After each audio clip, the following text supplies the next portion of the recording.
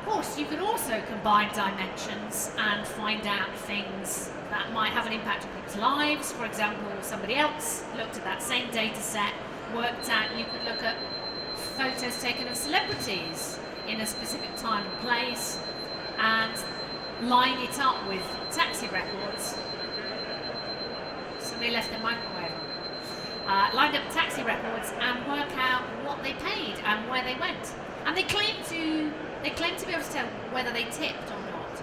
But in fact, if you look closely, you'll recognise that it doesn't collect information on a cash tip, so they might have tipped lots of cash and you'd never know. But just a timely reminder that when you think you have all the data, you don't necessarily have all the data. Anyway, so that's dimensions.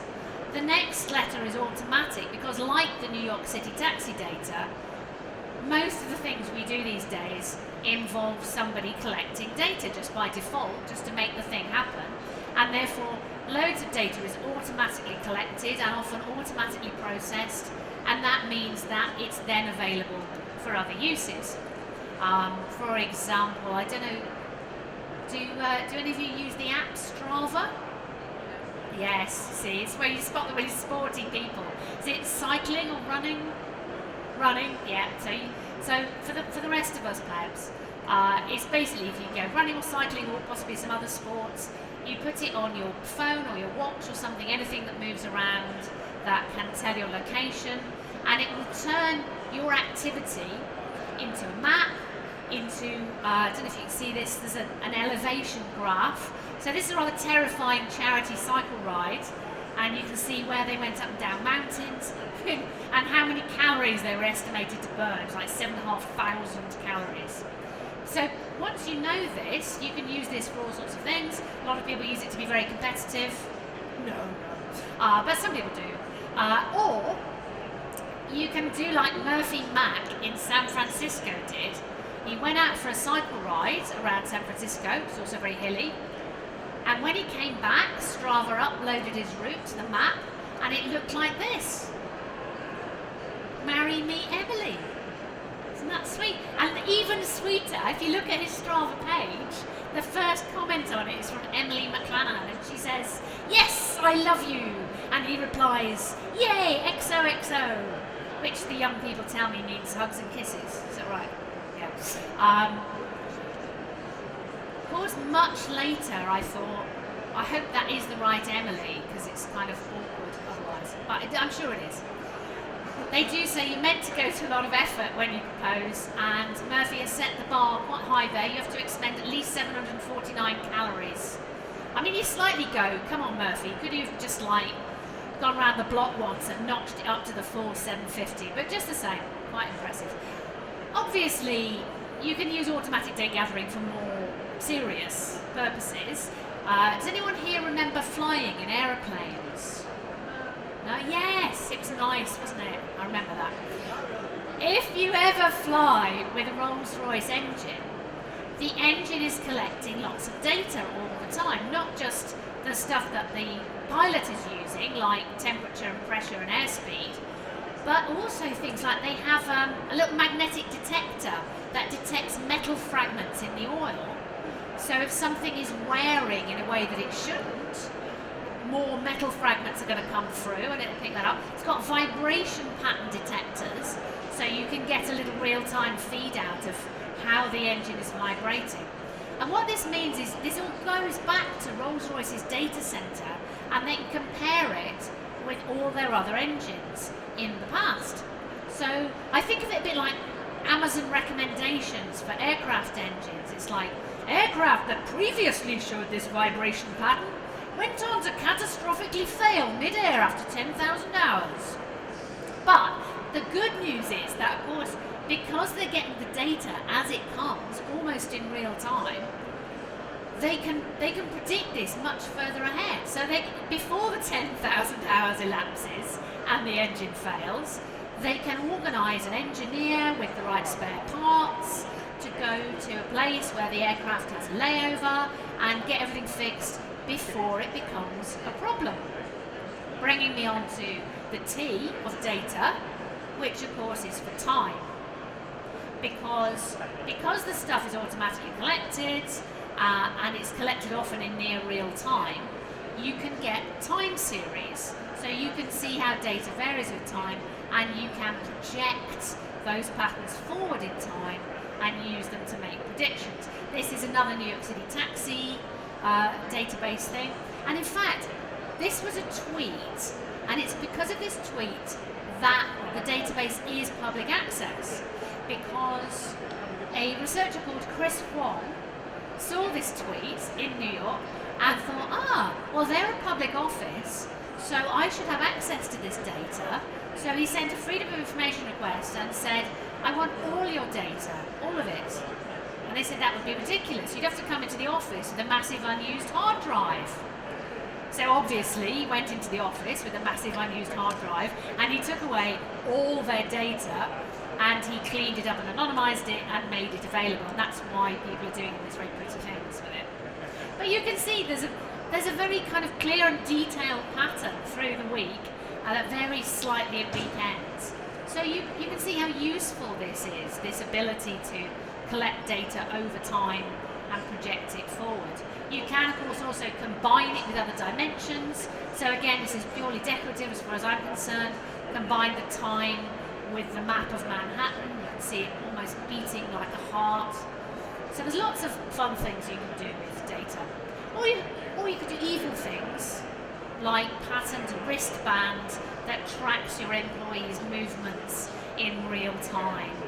That's Amazon, obviously, because you can't just be flying to space all the time. You also have to monitor your employees' every movement. Hey, anyone remember the time when we thought the robots would be working for us? They were good days, weren't they? So, that's automatic tie, and the second day, of course, is for Al. You recognise him? Yeah? Who's this? Alan Turing, yeah. I am going to require really demeaning pantomime-like interaction, mainly because obviously we want to attract more people to come in, and the more you shout, the more they'll think, what are those idiots shouting, those people shouting at? So there will be increasing amounts of interaction, just to warn you. Anyway, so Alan Turing, grandfather of AI, and I like to go back to him. I know it was a long time ago, but he was so prescient. He wrote this piece in 1950 about machines that think. Bear in mind that at that point, a computer was kind of the size of this corner of this room and was made of bakelite. But he was already imagining there would be a day when you could have a machine that could think like a human. And he imagined it in absolutely amazing detail. So he actually starts to think, well, okay, so I want it to learn like a child, but you can't teach it exactly the same way as you would teach a child, because it probably wouldn't have legs, so you couldn't send it out to fill the coal scuttle. Anyone here under 30? A coal scuttle is basically like a metal bucket that you fill with coal, because everything in Turing's house would have run on coal. Heating, hot water, cooking, okay, not lighting, but everything else. This is the other thing that really touches me, is that he's imagining in adorable detail what his robot child can learn, but he can't imagine a house with central heating. But he goes on, even more adorably, he goes on to go, okay, well, it might not have eyes, but you could probably fix that with engineering, give it eyes, eat your legs. But you couldn't send it to school because the other children would make excessive fun of it. So he can imagine computers that learn like humans, but he's already worried about his little robot child getting bullied at school for being different. It's just so adorable. So I'm on a one-woman mission. When you think about AI, I don't want you to think about the photos they always use in the press, which is Terminator, or that annoying white plastic robot that's always leaning over your computer and pointing at things. All right, we don't want to use that anymore. In future, all AI must be illustrated with Alan Turing and little Al. That's his little robot child. Now, as you know, I'm sure, Alan Turing had a very tragic personal life and never did have any children. And this is evident when you read on in the piece, because he tries to use a child as an analogy to explain how a computer program works. So he's imagining a mother with a child called little Tommy. Suppose mother wants Tommy to call at the cobbler's every morning on his way to school to see if her shoes are ready. She can ask him afresh every morning. Now, I'm too lazy to have children, but I understand this is a very plausible scenario. But Turing goes on. Alternatively, she can stick a notice once and for all in the hall, which he will see when he leaves for school, and which tells him to call for the shoes and also to destroy the notice when he gets back if he has the shoes with him. Now, I don't know if any of you have ever met a child. This is not a plausible scenario, but it's a brilliant description of a computer algorithm, because a simple computer algorithm is basically a flowchart that a computer can understand. I mean, I assume you've seen a flowchart before? Yeah? If yes, then you know what I mean. And if no, you have now. So if we use the Mother and Little Tommy story to create a flowchart or an algorithm for a computer, it works perfectly. Number one, go to the cobbler's. Number two, are mother's shoes ready? Yes or no? If no, go back to one, and if, well, actually no, we probably should put in a delay there, otherwise the child will just keep leaving the shop and going straight back in, and cobblers have hammers, and it's not good. Anyway, so wait one day and then go back to one, and you keep doing that until the answer is yes, and then you take this notice down when you come home. So although he wasn't perhaps the best at child psychology, he was pretty good with computers. But obviously, when he talked about a computer that learns like a child, he's not